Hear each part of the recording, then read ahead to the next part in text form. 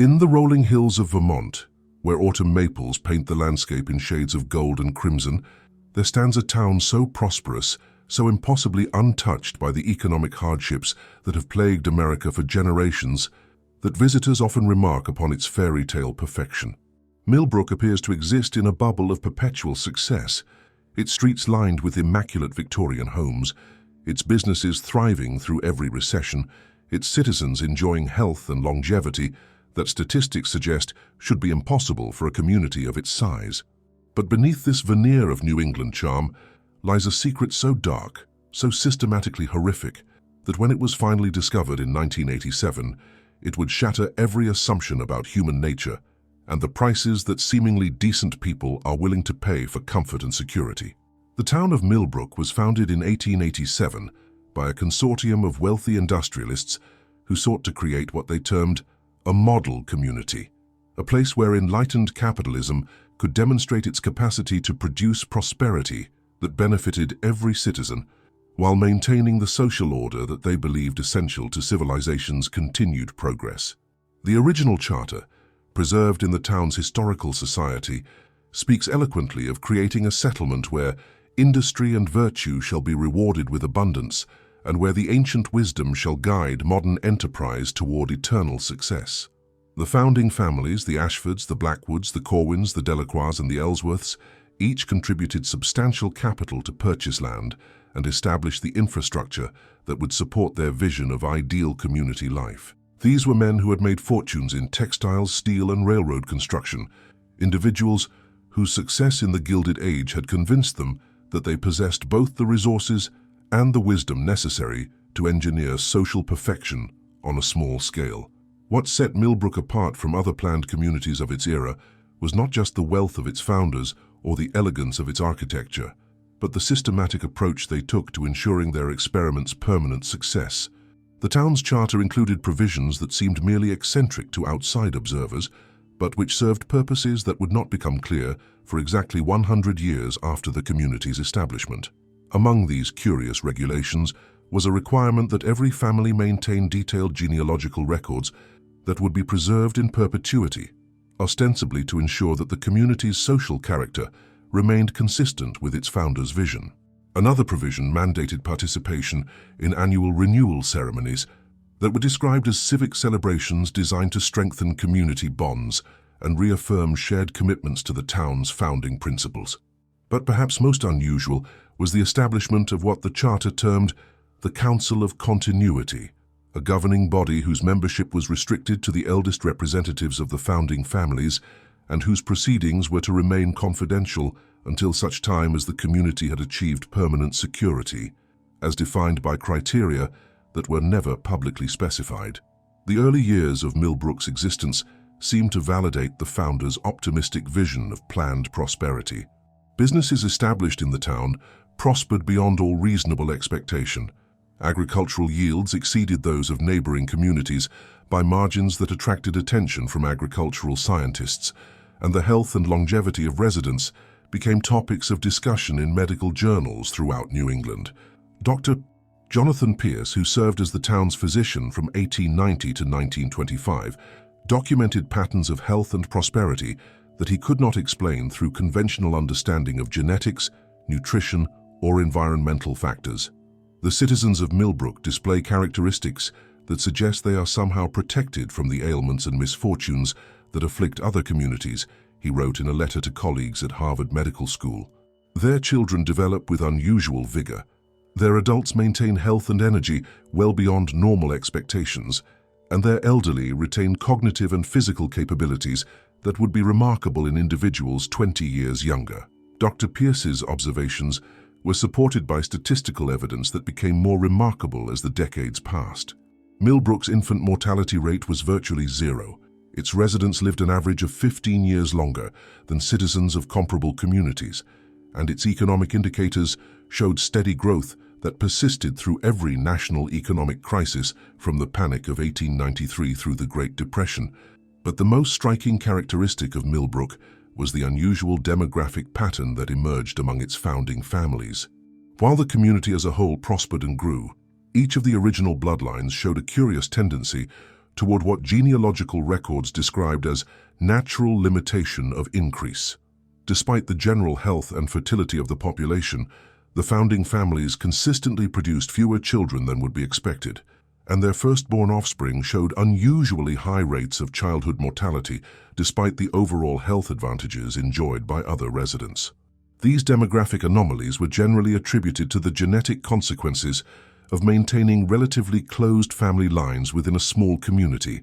though medical examination never identified specific hereditary conditions that could account for the patterns observed.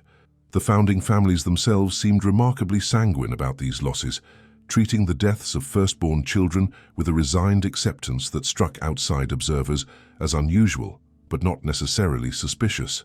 The truth behind Millbrook's impossible prosperity began to emerge only when the town approached its centennial anniversary, and preparations for the celebration triggered events that would expose the horrific foundation upon which the community's success had been built. In 1986, as the Council of Continuity made plans for ceremonies marking 100 years of continuous prosperity, a series of deaths among the council's elderly membership created a crisis that would ultimately lead to the revelation of secrets that had been carefully guarded for 4 generations.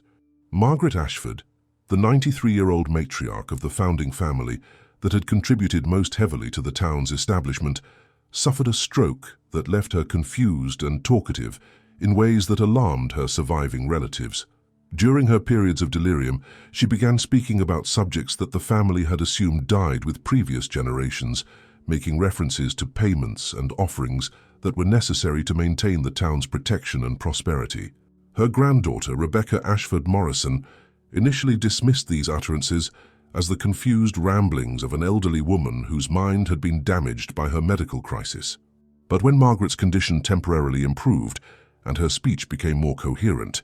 the details she provided about the town's history included information that had never been publicly documented and which painted a picture of systematic horror that had been hidden behind Millbrook's facade of New England respectability. According to Margaret's increasingly frantic confessions, the prosperity that Millbrook had enjoyed for nearly a century was not the result of enlightened business practices or favorable geographical conditions, but rather the consequence of a bargain that the founding families had made with forces that conventional understanding could not acknowledge or comprehend. This pact, negotiated during the town's first winter, when early optimism had given way to the harsh realities of establishing a community in an isolated and economically marginal location, required payment in the form of human sacrifice that would continue until the town had achieved the century of prosperity that would supposedly ensure its permanent success. The sacrifices demanded by this agreement were not random offerings,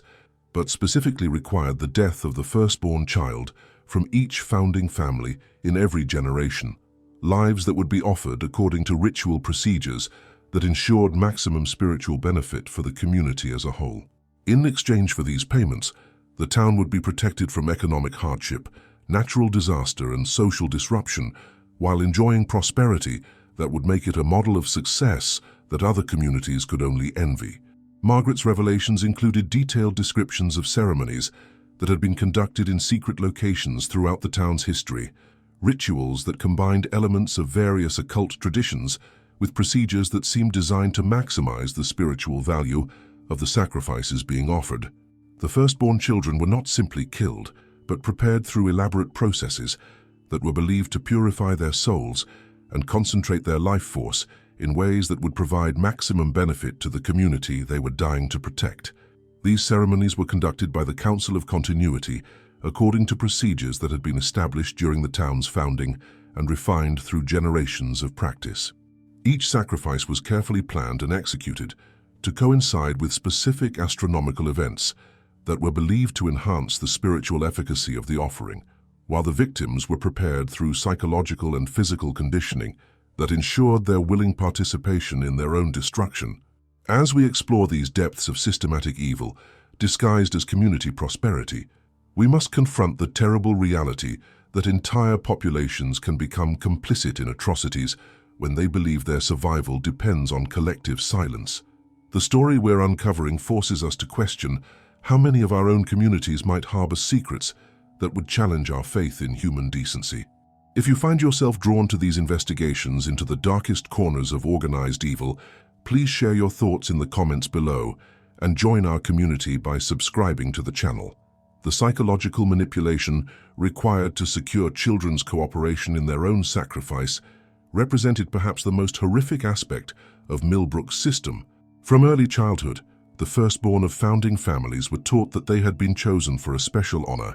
that would ensure their family's continued prosperity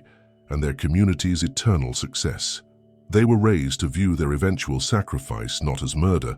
but as a sacred duty that would transform them into guardian spirits who would protect the town forever. This conditioning was reinforced through elaborate educational programs that combined religious instruction with psychological techniques designed to create absolute loyalty to community values while eliminating any impulse towards self-preservation that might interfere with their ultimate purpose. The children were taught to believe that their individual lives were insignificant compared to the collective welfare of the community, and that their greatest achievement would be the willing surrender of their existence for the benefit of others.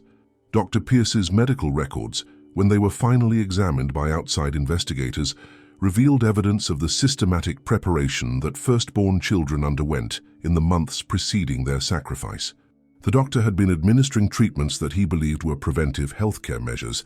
but which closer examination revealed to be conditioning procedures designed to optimize the victim's physical and psychological state for ritual purposes. The children received special diets that were claimed to enhance their health, but which actually contained substances that affected their neurological development in ways that made them more compliant and less capable of independent thought. They underwent medical examinations that were far more extensive than necessary for normal healthcare, procedures that mapped their anatomy and physiological responses in ways that would inform the ritual preparations they would eventually undergo. Most disturbing was the discovery that the children were gradually introduced to the concept of their eventual sacrifice through what they were taught to understand as games and educational exercises. They learned about transformation ceremonies that would allow them to become eternal protectors of their community, while practicing rituals that they believed were simply traditional celebrations, but which actually served to condition them for willing participation in their own deaths. The records maintained by the Council of Continuity, hidden in locations throughout the town, and discovered only after extensive investigation, provided detailed documentation of 99 years of systematic child sacrifice. Each offering was meticulously recorded, with careful notation of the victim's preparation, the procedures used during the ceremony, and the observed effects on the community's prosperity in the months and years following each death. These documents revealed that the sacrifice of firstborn children was only the most dramatic element of a comprehensive system of ritual observance that governed every aspect of Millbrook's social and economic life. The community's remarkable prosperity was maintained through a complex network of ceremonies, offerings, and behavioral requirements that ensured continued supernatural protection while binding every family to participation in practices that conventional morality could never accept. The founding families had created a society that functioned as a single organism, dedicated to serving entities that provided material benefits in exchange for regular offerings of human life and spiritual devotion. Every business success, every agricultural triumph, every demographic advantage that Millbrook enjoyed was understood by the community's leadership to be a direct result of their faithful observance of obligations that required the systematic murder of children. The approach of the town's centennial anniversary created a crisis that would ultimately expose this system, because the original pact had included provisions for its renewal or termination that would be triggered when the community reached 100 years of continuous prosperity. According to the documents discovered after Margaret Ashford's revelations, the town faced a choice: either recommit to the practice of child sacrifice for another century, or risk the withdrawal of supernatural protection that would supposedly result in economic collapse and social disintegration. The Council of Continuity had been preparing for this decision for decades,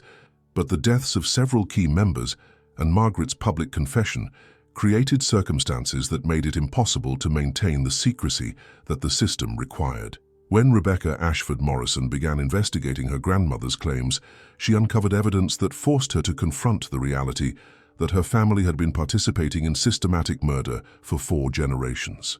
Rebecca's discovery of ritual implements hidden in the Ashford family mansion provided physical evidence that supported Margaret's confessions, while examination of genealogical records revealed the true pattern of firstborn deaths that had been concealed behind explanations of illness and accident. Most horrifying was the realization that Rebecca's own older brother, who had died of pneumonia when she was 12 years old, had actually been sacrificed according to procedures that the family had participated in and concealed from her until she was old enough to be trusted with the truth. The investigation that Rebecca initiated brought outside authorities into contact with evidence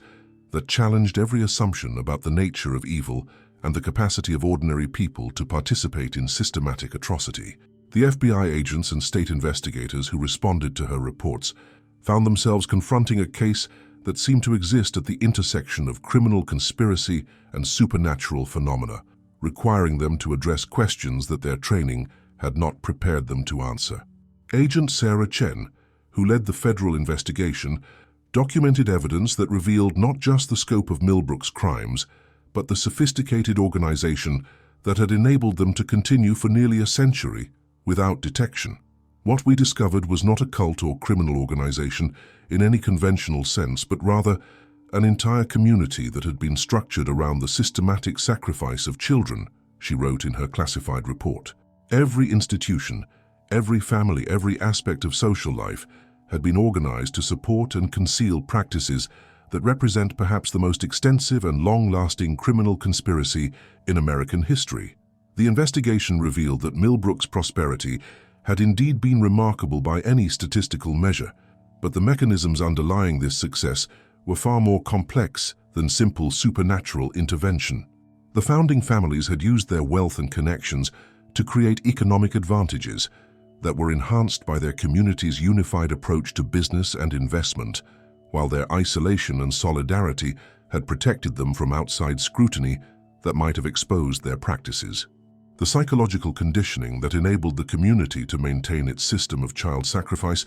had also created social cohesion and collective purpose that translated into practical advantages in business and social organization. Citizens who were bound together by shared participation in secret rituals were more likely to cooperate in economic ventures and less likely to engage in the conflicts and competition that undermined other communities.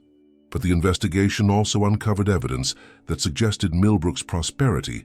might have had supernatural elements that conventional explanation could not address. The town's remarkable immunity to natural disasters, economic downturns, and social problems that affected neighboring communities created patterns that seemed to exceed what could be explained through human effort alone, while the health and longevity of residents showed characteristics that medical science could not account for through genetic or environmental factors.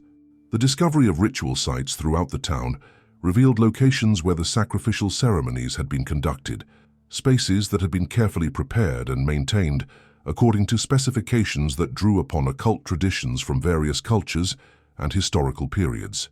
These sites contained artifacts and inscriptions that suggested the town's founders had possessed knowledge of supernatural practices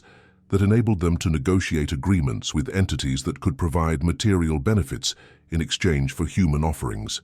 The physical evidence found at these locations included items that appeared to predate the town's founding by centuries or millennia, objects whose presence suggested that Millbrook had been built on a site that had been used for similar purposes by previous civilizations. The founders had apparently discovered existing supernatural infrastructure that they had adapted for their own purposes, inheriting a system of ritual obligation that they had refined and systematized according to modern organizational principles. As the investigation continued and more evidence emerged, the true scope of Millbrook's system became clear. The sacrifice of firstborn children was only the most dramatic element of a comprehensive structure of ritual observance that governed every aspect of community life. Citizens participated in regular ceremonies that strengthened their collective bond while reinforcing their commitment to practices that conventional morality would condemn, creating a society that functioned according to principles that existed outside normal ethical frameworks. The centennial crisis that had triggered the investigation was resolved when the surviving members of the Council of Continuity chose to break the pact rather than commit to another century of child sacrifice. This decision was motivated partly by the exposure of their activities and partly by changes in the founding families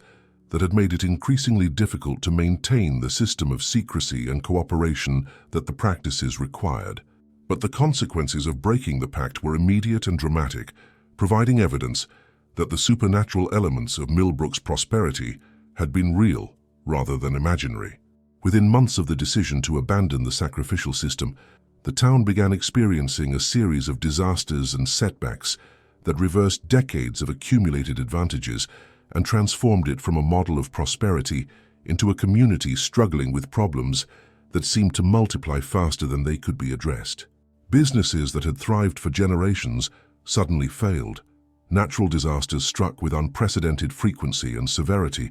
and residents began experiencing health problems and social conflicts that had been virtually unknown during the previous century. The demographic advantages that had made Millbrook remarkable disappeared, while economic indicators showed decline that accelerated with each passing month. The investigation concluded with mass arrests of surviving council members and their immediate families, though prosecuting the case presented unprecedented challenges for legal systems that were not equipped to address crimes that spanned multiple generations and involved supernatural elements that courts could not officially acknowledge. Many of the principals had died before charges could be filed, while others claimed ignorance of practices that they had inherited rather than initiated. The town itself was placed under federal oversight, while authorities attempted to address the social and economic chaos that followed the revelation of its dark secrets.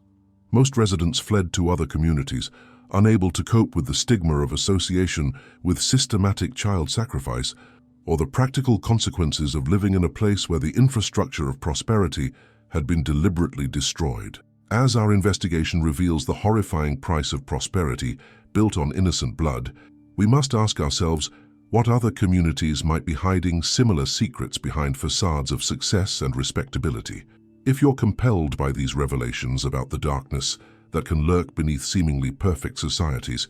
please consider leaving a like and subscribing for more explorations into the hidden costs of human achievement. The children who had been designated as future sacrifices were relocated to protective custody,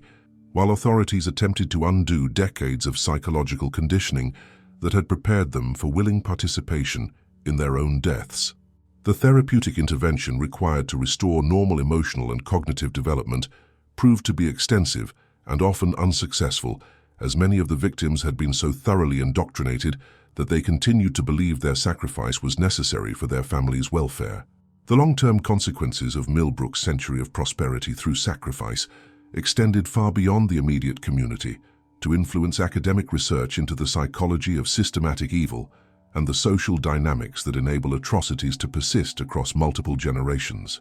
The case provided unprecedented documentation of how entire populations could be convinced to participate in practices that violated fundamental human values when those practices were presented as necessary for collective survival. The town's carefully maintained records offered insights into the gradual normalization of evil that occurs when atrocities are embedded in social institutions and presented as traditional practices that define community identity. Each generation had accepted practices that their parents had participated in, while contributing refinements and improvements that made the system more efficient and more capable of maintaining secrecy. The economic analysis of Millbrook's prosperity revealed that while supernatural elements might have contributed to the community's success, the primary mechanisms were social and organizational advantages that could be achieved through legitimate means. The unity and cooperation that the shared secret had created among residents had translated into practical benefits that could be replicated without requiring human sacrifice, though the psychological bonds that had enabled such cooperation were difficult to establish through conventional community-building methods. The site of Millbrook was eventually designated as a federal research facility where ongoing investigation into the supernatural phenomena associated with the case could be conducted under controlled conditions. The ritual locations that had been discovered throughout the town continued to exhibit unusual properties that attracted attention from researchers interested in understanding the intersection between human psychology and unexplained phenomena. The artifacts recovered from these sites were transferred to specialized facilities where they could be studied by investigators who possessed both scientific training and security clearances that allowed them to work with materials that were considered too sensitive for academic research. The knowledge that these objects might contain information about supernatural practices that could be replicated or weaponized ensured that access to them would remain permanently restricted. The federal investigation into Millbrook ultimately expanded to include examination of other communities that showed similar patterns of unusual prosperity combined with demographic anomalies that might indicate hidden ritual practices. While no other cases of comparable scope and duration were discovered, the investigation identified several communities where suspicious patterns warranted ongoing monitoring and potential intervention. The psychological profiles developed during the investigation of Millbrook's residence provided new insights into the conditions that enable ordinary people to participate in systematic evil while maintaining their sense of moral righteousness. The case demonstrated how shared participation in secret practices could create social bonds that were stronger than conventional family or community relationships, while showing how gradual introduction to increasingly extreme behaviors could overcome normal ethical resistance. The academic study of the Millbrook case was complicated by classification of much of the evidence and the reluctance of survivors to discuss their experiences with researchers who might publicize information that could identify them or their families. The stigma associated with participation in ritual child sacrifice made it difficult to gather the kind of detailed testimony that would be necessary for comprehensive understanding of the psychological and social mechanisms involved. The legal precedents established during the prosecution of Millbrook's principles influenced subsequent cases involving ritual abuse and multi-generational criminal conspiracies, though the supernatural elements of the case created complications that courts preferred not to address directly. The challenge of prosecuting crimes that were motivated by beliefs in supernatural obligations raised questions about the relationship between religious freedom and criminal responsibility that legal scholars continued to debate decades after the case was resolved. The broader implications of the Millbrook case for understanding human nature and social organization remain subjects of classified research that was conducted by government agencies interested in the potential applications of the psychological and organizational techniques that had been discovered during the investigation. While the specific practices employed by the community were clearly criminal and morally reprehensible, the methods they had used to maintain secrecy and ensure cooperation across multiple generations offered insights that might be valuable for legitimate purposes. The town of Millbrook itself was eventually demolished, and the land was designated as a nature preserve, where public access was restricted and ongoing monitoring could detect any resurgence of the supernatural phenomena that had been associated with the site. The official explanation for these restrictions cited environmental concerns, but the true reasons involved ongoing research into forces that conventional science was not prepared to acknowledge publicly. The survivors of Millbrook's system of ritual sacrifice were dispersed across the country, under new identities that protected them from the publicity and stigma that would have followed them if their connection to the case had become known. Many required ongoing psychological treatment that continued for decades, while others were never able to achieve normal social integration despite extensive therapeutic intervention. The children who had been saved from sacrifice often struggled with survivor guilt and confusion about their identity and purpose that conventional therapy was not equipped to address. They had been raised to believe that their highest achievement would be willing self-sacrifice for community benefit, and the sudden revelation that these beliefs were based on criminal conspiracy rather than sacred tradition left them without frameworks for understanding their place in the world. The case of Millbrook serves as perhaps the most comprehensive documentation available of how systematic evil can be institutionalized within seemingly normal communities when it is presented as necessary for collective survival and prosperity. The century-long duration of the practices and the level of organization that sustained them demonstrated that human capacity for evil extends far beyond individual pathology to encompass social systems that can transform entire populations into participants in atrocities. The macabre pact that gave Millbrook its century of prosperity through the sacrifice of innocent children reminds us that the greatest threats to human dignity often come not from obvious monsters, but from respectable institutions that present evil as virtue and murder as duty. The town's story serves as a warning that prosperity and success, when they come at the cost of human life and moral integrity, represent not achievement but corruption that ultimately destroys everything it claims to protect. In the end, Millbrook's legacy lies not in the prosperity it achieved through its horrific practices, but in the demonstration of how quickly and completely such systems can collapse when their foundations are exposed to the light of truth. The community that had thrived for a century through the systematic murder of children was destroyed within months of that truth being revealed, proving that evil, no matter how well organized or successful, ultimately contains the seeds of its own destruction. The empty land where Millbrook once stood serves as a monument to the victims whose lives were stolen, to feed the ambitions of adults who convinced themselves that prosperity justified any price, and as a reminder that the true measure of human achievement lies not in material success, but in the preservation of the values that make such success meaningful. The macabre pact that created the town's prosperity may have been broken, but the questions it raised about human nature and the prices we are willing to pay for comfort and security continue to haunt anyone who dares to examine the shadows that lurk beneath our most cherished institutions.